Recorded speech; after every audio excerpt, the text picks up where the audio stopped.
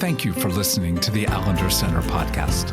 I'm Dr. Dan Allender. And I'm Rachel Clinton Chen. We're fiercely committed to providing hope and healing to a fragmented world. And restoration for the heart. Thank you for joining us. Let's get this conversation started.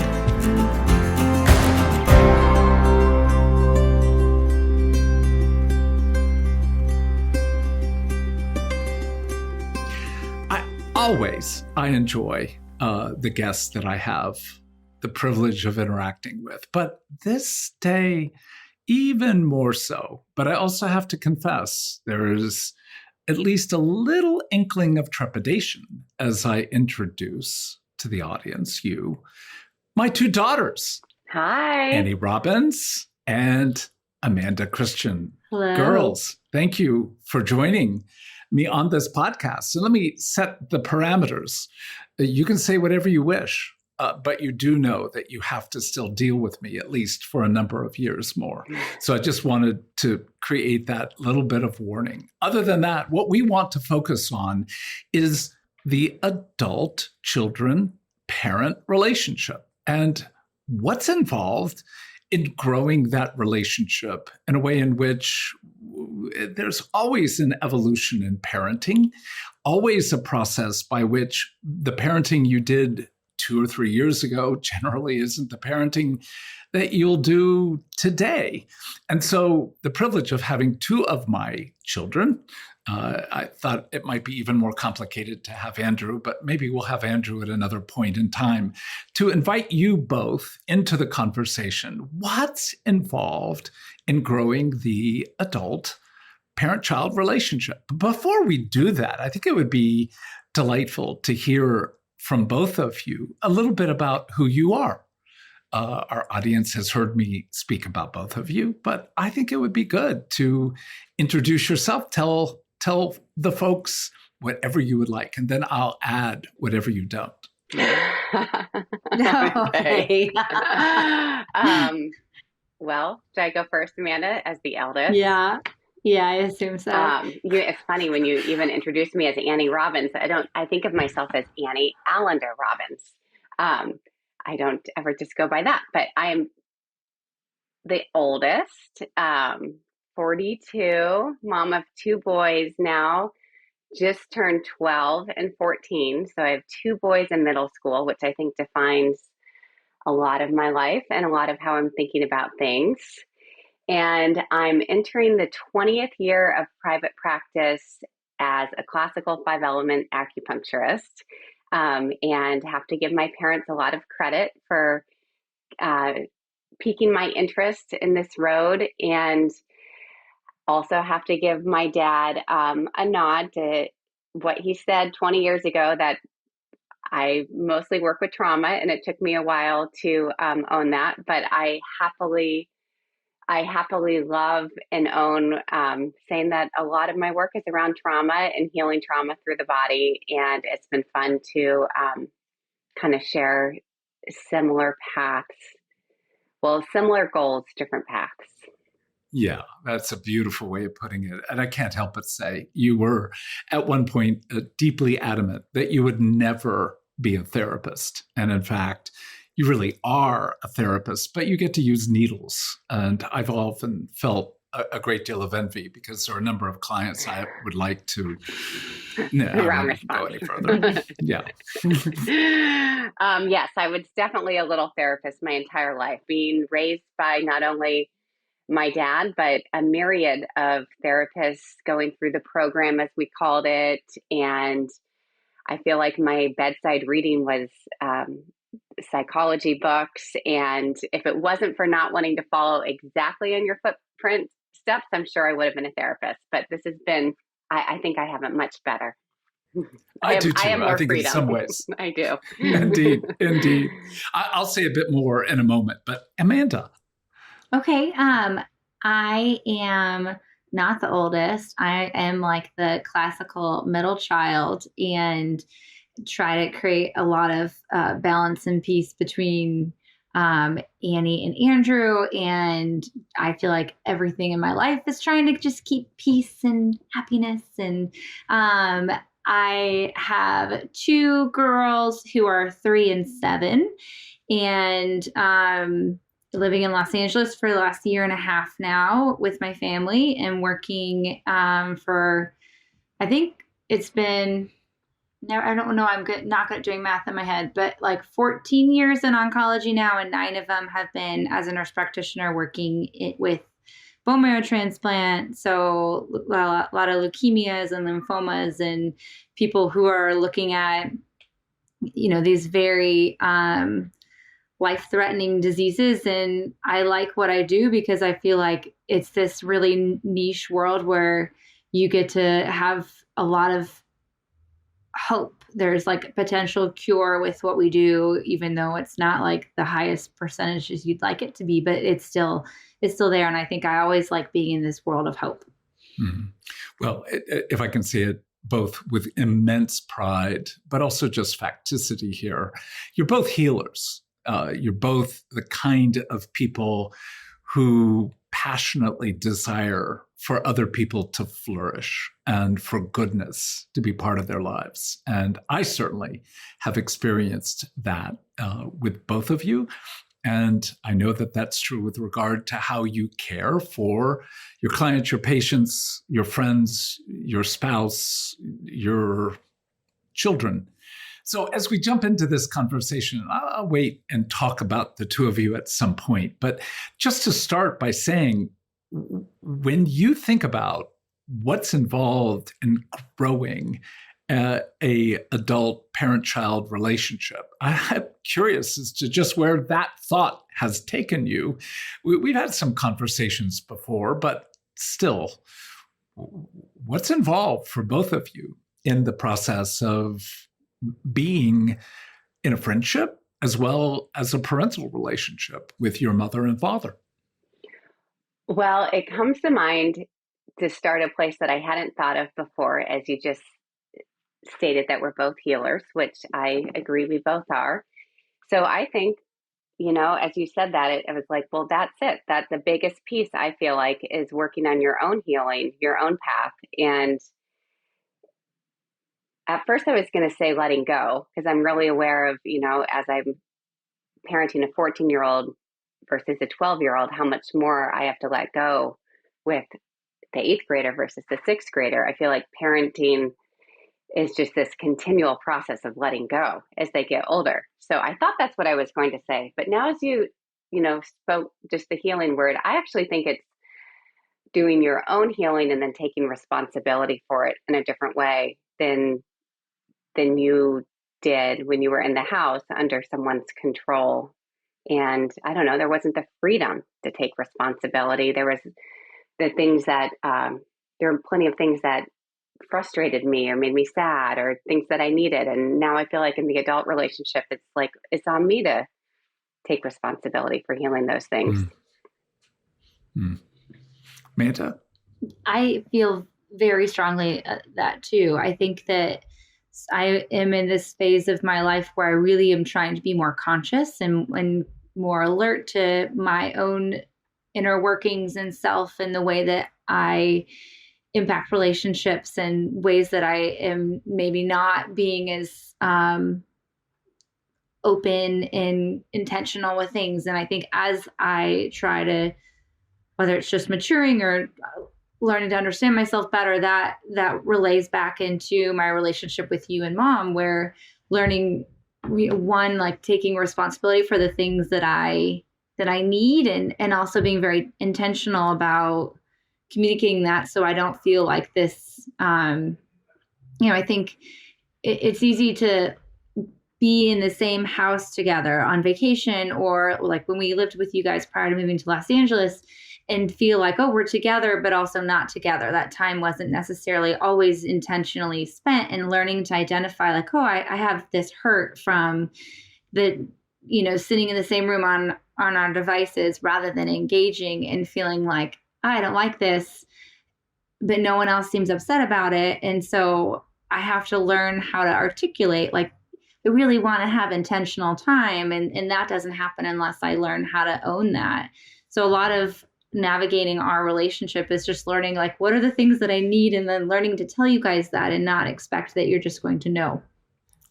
Well, the notion of intentionality, I love that, because in some ways it's the very point of this whole podcast. That is, in interacting with a number of my friends who have adult children, when I've broached the conversation with them about what are you doing? And it's like, I don't know what you're even talking about. And I'm saying, well, you obviously know you're not a parent the way you were when they were living in your home.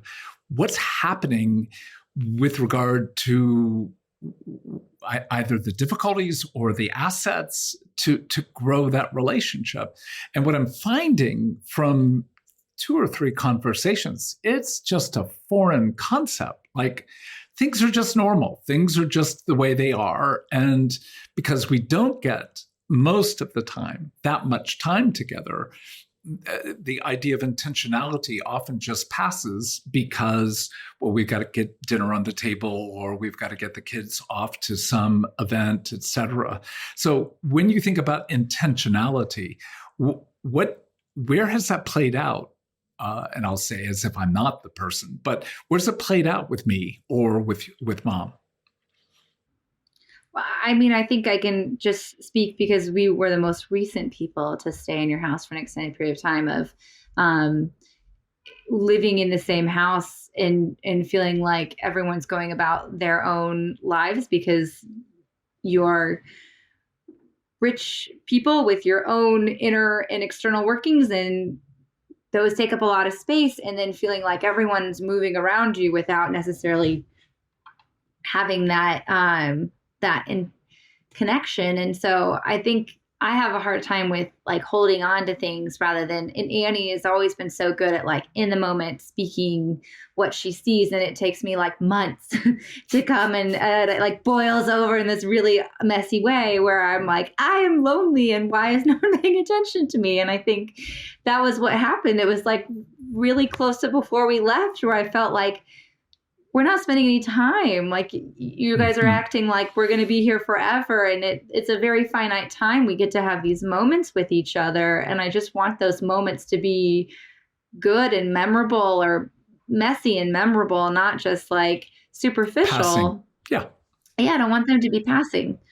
I think listening to you and now and in the past about, your pain in that situation and how influenced we are by these younger parts of ourselves, as you're talking about that theme of everyone being really busy and having these really full inner and outer lives. That's been such a significant theme in all of our lives, of Dr. Allender being out there saving the world, doing, conferences for thousands of people, and the number of people that, would come up to us saying, your dad changed our life.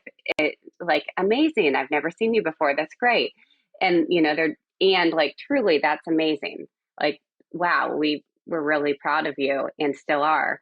But these younger parts of us were probably pretty lonely a lot of the time because, you were gone.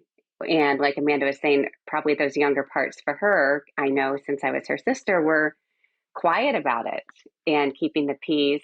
And so like some of her transformation now is like letting them evolve and letting herself be a different version of herself and to speak up, because that's not something she did when she was younger.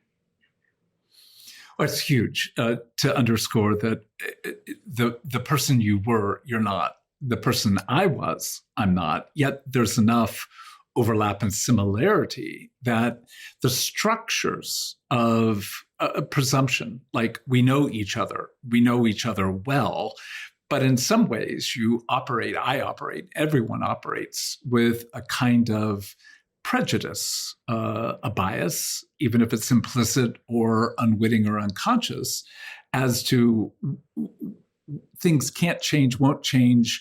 And we all know that when you begin to engage things like this, there will be conflict. There will be some degree of heartache, of struggle, of putting words to things. So what would you, as you think about what you both are bringing to me, to your mom, Uh, what have you done to, in one sense, bring the intentionality into practice to begin that process of not only engaging the younger parts, but engaging the person that I was and the person I am, and knowing that there isn't, there's overlap, but there's difference. Okay, that's like a multi-part question. Yes, it is. I would say first, for me, I feel like in the role that I'm in the world that I'm in, I guess from a very privileged place, I've gotten to do a lot of my own growth and healing. And well, there's like the first nature of how you come in. I was thinking about that. I think okay, I'm going to back up and say, one of the pieces you were saying is I think it's easier to get into a pattern where you relate in kind of a linear nature, like an old, like this is me, this is you, this is how we do it. I don't as much relate to like the pain that you're saying about bringing the new part in, but I think I've realized, like, as I've gotten out in the world, there's been so many more layers and so much, like, kind of going from linear to spherical, and yet you can go back into the world, to the home, and just kind of relate to, bring in like the safe, usual parts. And I don't know if I necessarily experience pain by bringing in new parts, but it takes maybe more effort, more consciousness of more conversation, more intentionality on my part. And sometimes there's just a comfort in going back to kind of the more linear connection that you had, because most of those pieces aren't even necessarily bad, they're just comfortable. So for me, it's not so much like pain and conflict as this effort in showing your parents or your who you're becoming and having those conversations. And I guess there's a vulnerability to that too, but I just keep coming back to more, it takes time and effort and intentionality. And sometimes that's hard to find in our busy lives with, 14 of us all together for a meal here and there, and then months in between. So, and I don't, yeah. Did that make sense? Did that answer? It does, Manta. Yeah, I think that makes sense. Okay, it's hard to remember what the multi-question was. I know, it's a lot of parts. It was a lot of parts.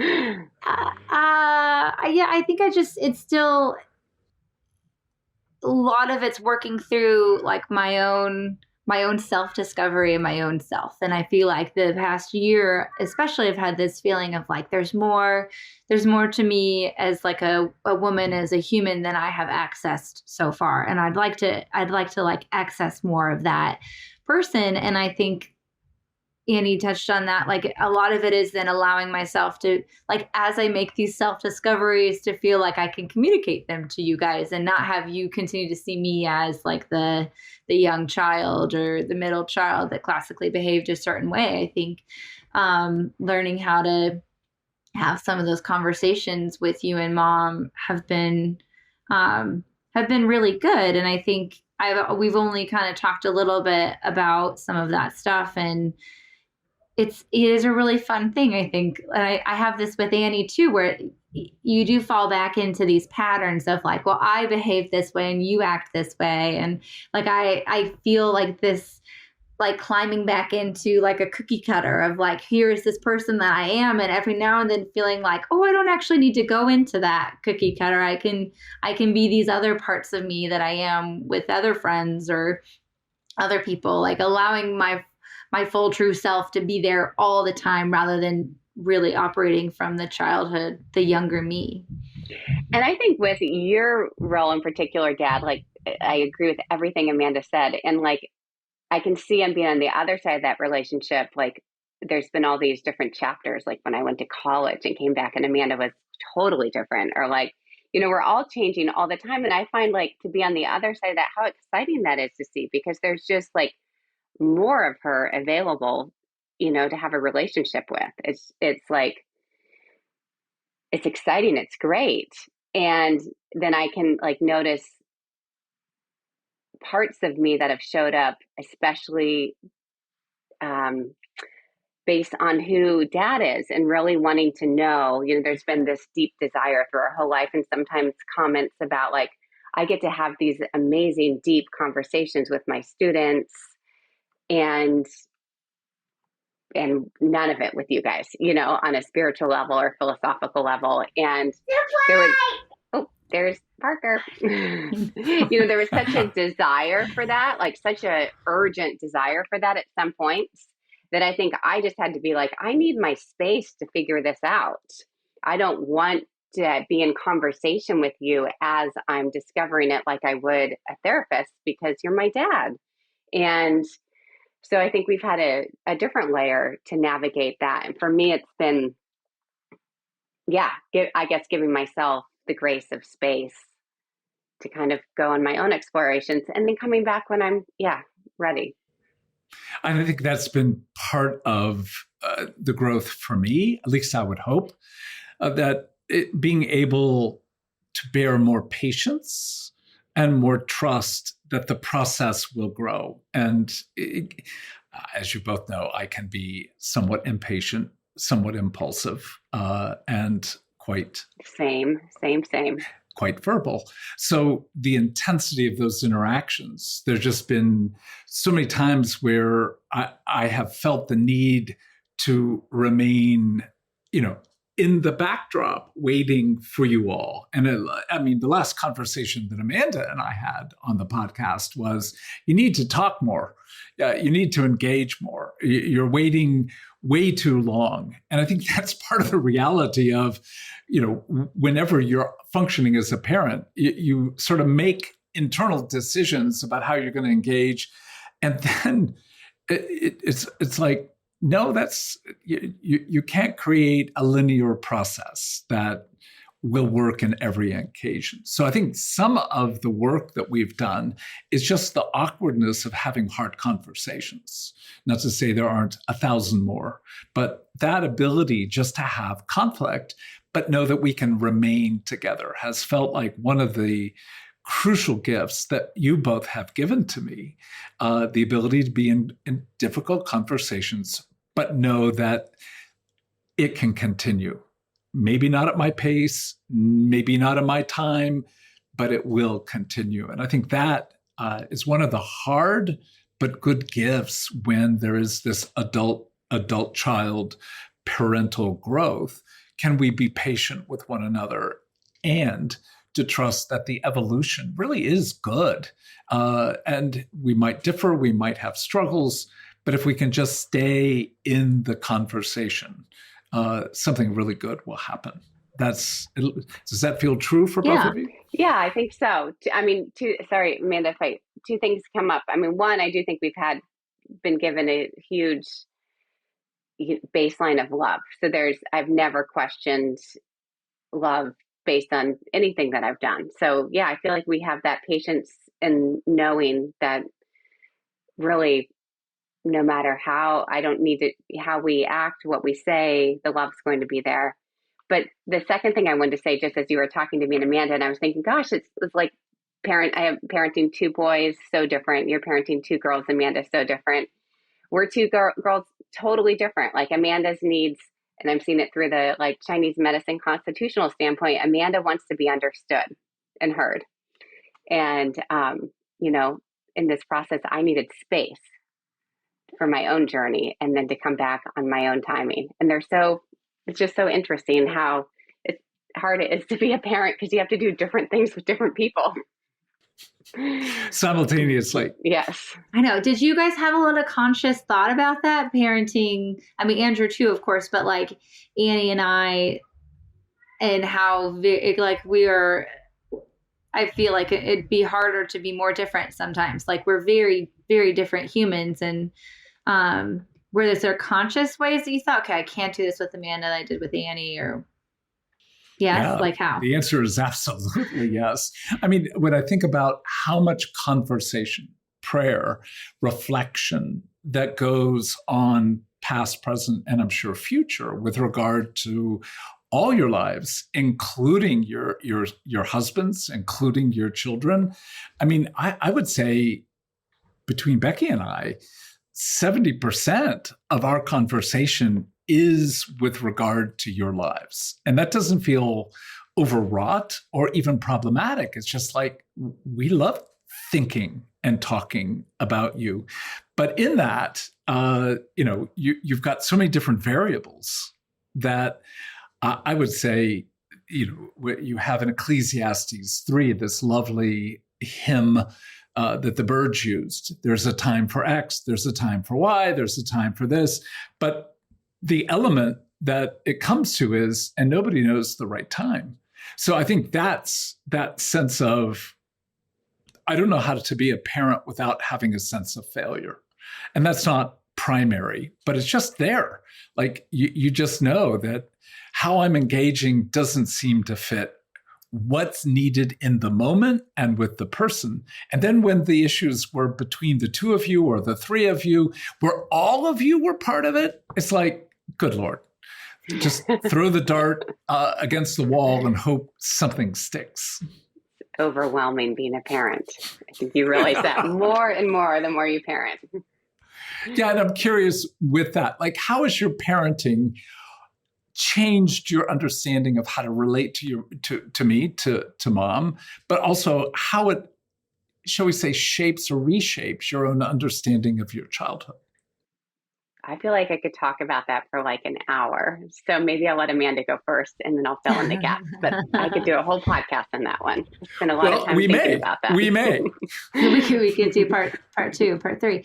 I don't know. I really love, I think it seems like every, however generation or more, like there's like different philosophies and different people that like speak a lot of what, I don't know, culturally people are going towards. And I really love like Becky Kennedy, Dr. Becky, for parenting a young child in particular. But then she also talks about like how it's almost like reparenting yourself. And mom has just finished reading that book and getting to have some of those conversations with her where she's like, oh, this is so good. Like, I wish I would have said this. I love how you do this. And I already forgot your question. I feel like this is my common theme. But You're doing it, Amanda. You got it right. Keep going. Yeah. But what was the overarching question of like, how do you learning how to relate to understanding parenting based on how I'm parenting my own children? Yeah. And how you're relating to your parents as a result of your own parenting. Yeah. I mean, I think one thing right now is like I have this child, Parker, who like apparently has a lot of similarities, not completely, but to me as a kid. And I just feel like I do feel so much more compassion for you guys and for how exhausting it is trying to not be like terrified that she's just going to like jump off of a building because she has no fear. And like there's just like her sense of boundaries is like, I think it's always going to be a part of her. She just does exactly what she wants to when she wants to do it. So I learning to relate to her and seeing too how different Grace and Parker are and how you really have to parent completely different. I don't think that's anything I ever thought of until the last year or so, and really seeing how completely different their personalities are and how we have to really modify ourselves and think about how you guys have had to do that with 3 kids and how you have to modify and evolve that over time, because like we've said, like we're not stagnant. We don't stay the same young selves. We evolve. So I have been appreciative as I've tried to do that more, like how hard it can be and easy it is to just try to like have my one trigger response or reflex that's not always the best. Mm. Well, Anna, you've got a full hour, so I'm going to try to make it concise. Well, I agree with everything Amanda said. Certainly, like empathy being big. I mean, of like it's easy, to throw stones if you don't live in a glass house. Isn't that the same? But like until it's easy to be like, I'm not going to do this, and I can't believe my parents did that, and blah blah blah blah. Until you get into similar situations and you just realize how completely overwhelming it is to raise another human. And, there's so many different chapters of that. Like Amanda with Parker at 3 is like in the stage of just keeping her safe. And it gets a lot more heady as they get older, and this, I'm learning new things about, like, I think raising this like mini man in my house that just wants independence. And so I think I totally underline and emphasize everything with the compassion and the empathy for how hard it was. I feel like much less of a victim than I would have been at different points, like blaming parents. But I also I think also raising teenagers, have realized like how it's like the edge of my own self growth, much more than my marriage, which has always felt like much like that's easier. This is who I chose. But like, yeah, the edge of my own self growth, which often feels like it's hitting against similar things that I hit against with my own parents, which is interesting and frustrating. And being aware of like parts of me that really yearned for more empathy, for example, or compassion, or just being heard without being like, there is a thread in our family of, kind of reacting and sometimes being very defensive and then eventually coming around, but like being defensive first. And, of course, I can see myself doing those same things with my kids sometimes. And when I've done my own work to notice like, God, how much I yearned for that. And then I notice myself not giving it, that can feel pretty bad. But I've also found, I love internal family systems and have done a lot of work personally with IFS. And now that, that again, raising a teenager, my oldest seems to be who's much more similar to me. So some of the challenges are similar to the ones that showed up with me and my dad. And now it's a different version with me and my son. And back to Dr. Becky, who really focuses on IFS, like going back to those younger parts and meeting them and listening to them in a way that maybe they weren't listened to at home has been really healing. And it's been the combo of like being able to give empathy and like understanding for what you're going through. And then now being able to give myself something that you guys didn't give yourselves, and seeing that like what I just wanted was actually a parent that felt nurtured and okay and grounded regardless of what I did. So that's what I have to give myself, is my own nurturing and grounding and care. So I'm okay no matter what my 14-year-old does.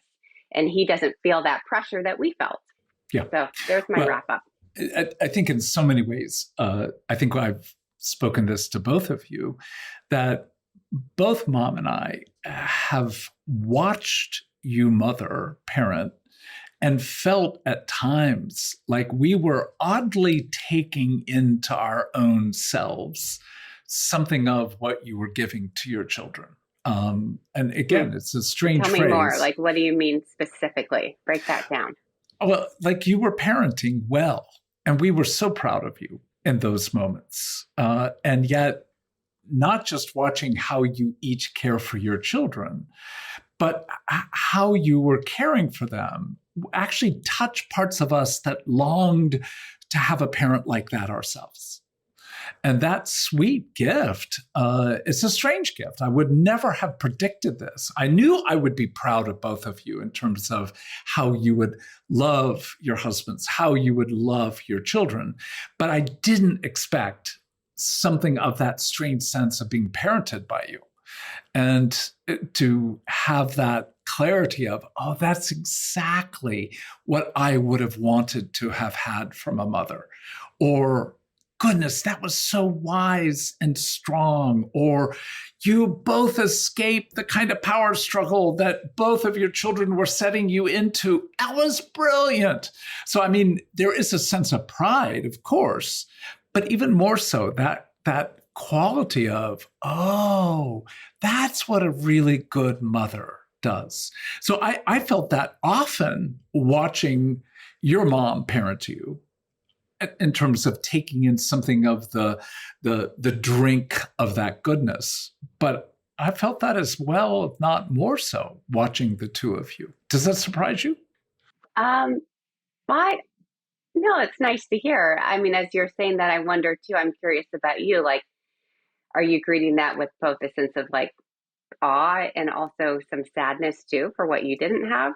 Oh, Are you holding sure. both at the same time? Yeah, I really am. Very much. Thank you for therapeutically engaging that. Amanda? Yeah, we've talked about that before. You've told me that, and I do think it is really sweet in that idea that you can heal these parts of your childhood self that didn't receive that sort of like kindness or compassion just by watching your own children parent like that. I do think it's so cool, and I do feel like the brain is so amazing that you can go and you can heal these parts, and I really love that. Well, this is a little off, but I don't know if you remember, you visited my mom, and I think you were 18 or 19, Annie, and Amanda, you were certainly 3 years younger. And I got a phone call. 5. Yeah. He doesn't know how old we are. Who's counting? Oh, keep going. and you called basically saying, we're good, we're fine, but you both wanted to say, we understand a little bit more of who you She's are. batshit crazy.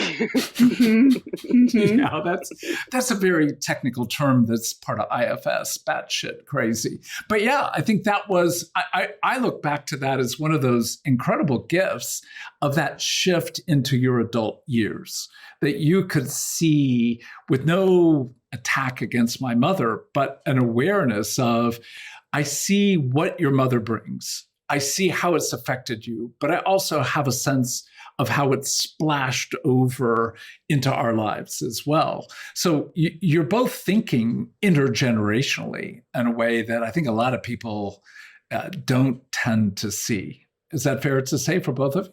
Yes. Yeah, we've talked about that.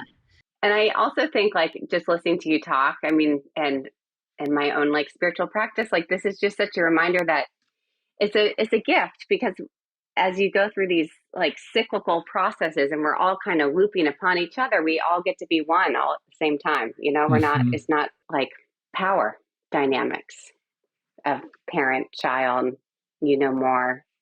It's a beautiful opportunity to just kind of see the oneness. Yep. Oh, I couldn't agree more. Amanda? Yeah, I agree. I remember feeling like you were mentioning with your mom a couple of times of like having this illumination of, I can imagine, like, here's how I feel after like 15 minutes or an hour of like wanting to crawl out of my skin, and like, oh God, like how that would affect you over a whole childhood. Like it is nice that we were able to have those moments and have more compassion for what little Dan must have experienced as a boy in that situation, and how, you know, when you go back to heal your inner child, like that's a lot of healing that you've done and still needs to happen. Oh, I was just thinking like how it's true, like how your parenting, you and mom came so far from where you came from.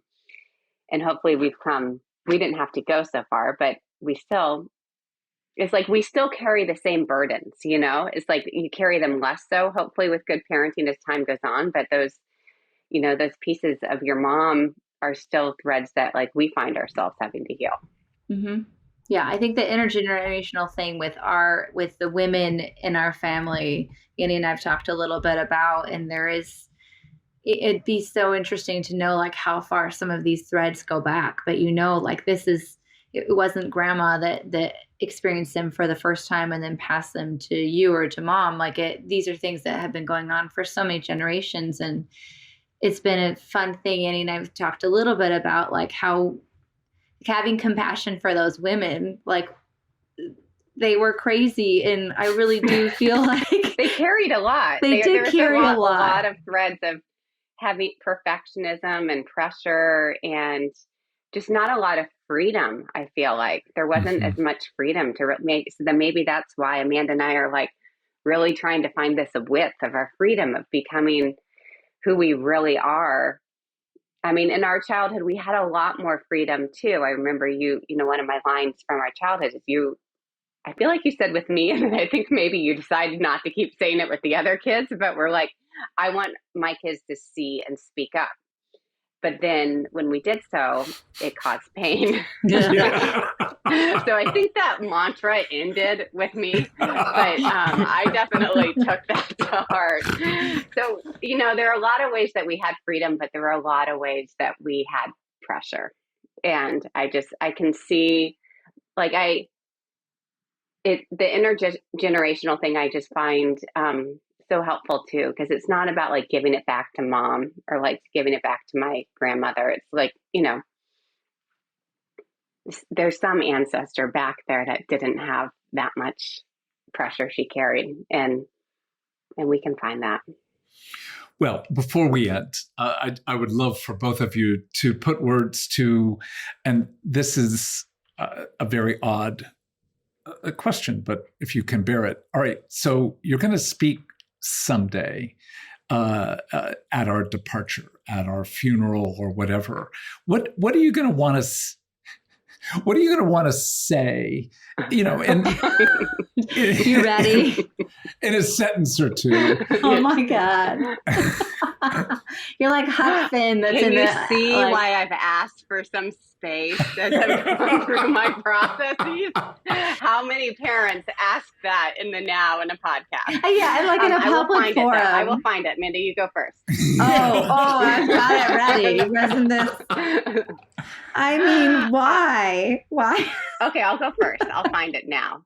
I mean, I would say, did you guys both die at the same time? Yeah, or am I just doing yeah. At this point, there's a tragic. No. We just sort of got eloped into eternity. Oh, great. Okay, just peaceful holding hands into the night. God, just start with, we were loved. I feel like I was but going to that childhood, so deeply loved and adored and never questioned that. And were cared for, and we're loved and cared for with depth and intentionality. And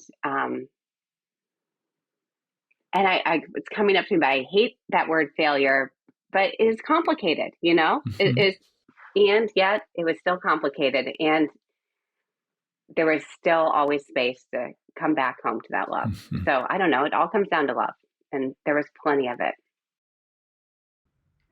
Love is a good place to go. Love is always the answer. I feel so grateful. I think not everyone gets parents that you love but really admire and enjoy being around and feel like they're proud of you and like you. And there's so much that I feel like we won a really great lottery with you and Mom. And you have given, Annie and Andrew and on our respective families, a lot of love and safety and just like a sense of peace. And you were talking about like, the conflict that occurs with change. And I feel like we've never, we've always been allowed to have conflict. Like that's always been something that's mm-hmm. okay. And I've never been afraid. It's always felt safe. Yeah. I've never felt afraid to be angry and say, I don't agree with what you say, or to have disagreements. You really have given us a lot of space to try to be the people we want to be. And you have given us a lot of love. Thank you. And delight. I would say as Amanda's saying, like you have delighted all the way through in who we were. And there were some, chapters that were less delightful. There was where we were less delightful. I can see that now as I'm parenting a 14-year-old. So there were chapters where we were less delightful, and maybe there was, a little more control or something, but then you let go. then you guys were really good at letting go and just like honoring who we've become and just trying to get to know us and have relationships. So maybe that circles back to this podcast that like, I think inherent in who you guys are is you let go and you're curious and you love. And what else do you need? So that I mean, I understand it was a fairly bizarre question, but just so you know, I do plan to at least preach a part of my own funeral. And I will speak about each of you in that moment. Oh my God, we are going to be crying. It's going to be such a mess. I hope you can do it with a hologram like Luke Skywalker. No. I'm hoping by the time I depart that it really will be a hologram. Nonetheless, I mean, the thing that I would say in furtherance to what we're putting words to is the two of you have surprised me endlessly with both your wisdom, in some sense, the ferocity of your commitment to become who you know or who you think you're meant to become. And that process of having that privilege of watching with both a sense of like utter awe, surprise, but also, and I'm so glad you used that word, Annie. I think for both Mom and I, we've just had so much delight, which is the reason where, when we talk about you all, yeah, there are some moments of worry, but mostly we're just amazed. And I think that's what I would want for a family, that as you grow together, as you deal with conflict, as you deal with things that may be difficult to address, love not only heals, but delight brings joy to this process. Like, why would we be inviting people to do this hard work rather than just sort of staying with whatever has been? It's because delight can actually grow for one another. And I have felt so immensely honored by both of you, and certainly by Andrew, but also delighted in. Like, there are just many moments where you scratch your head with kind of like, he is nuts. On the other hand, I'm fond of him. And I think that gift of having adult children who actually want to be with me, us, and enjoy, it is one of the great gifts, if not the greatest gift of life. So to say to you both, I love you both, honored. Love you. So grateful. So thank you. And I don't know if the audience would want, but I'd love to do that extra hour at some point, and we will carry on. The deep dive. Thank you both. All right. Love you. Love you. The Allender Center podcast is produced by the Seattle School of Theology and Psychology. If you'd like more information about the Allender Center, you can look at theallendercenter.org.